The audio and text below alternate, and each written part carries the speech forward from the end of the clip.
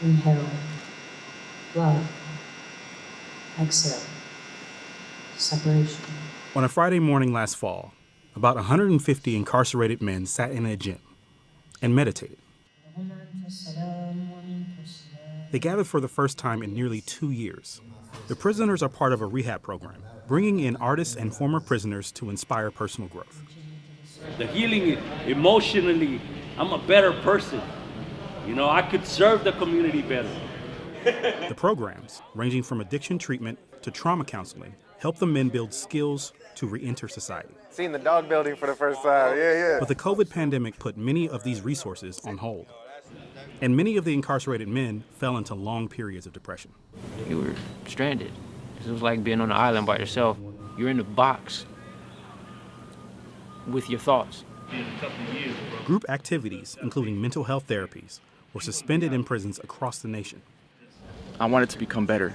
I wanted to be a better me every single day. So I attended these programs daily, and when the pandemic hit, it just came to a complete halt. Joseph Sena credits programs like these for his own transformation. He was incarcerated at 15 after killing a 25-year-old man. Police said it was gang-related. That little dark bubble of loneliness, we need these programs. We need them. Because if not, change is impossible. For Sena, that change began when he was in juvenile detention. He says his childhood was painful and difficult. I don't remember my mom ever telling me that she loved me. Not one time. Joining a gang provided him with a sense of belonging for the first time. That was my outlet. It was the worst way I could have gone, but that's what I knew at the moment.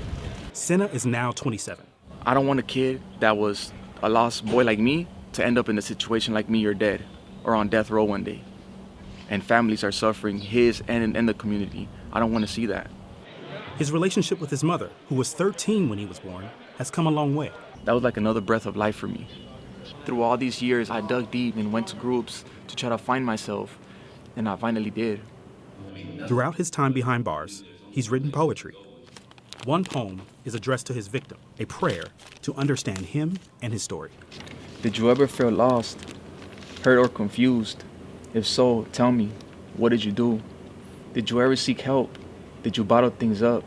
Did you find a way out? Or did you say you were stuck? Did you have this anger and lost in this rage that you couldn't control at such a young age? I know you're not here. I'll remember your name. For you I will live. For us I will change. Stay writing, bro.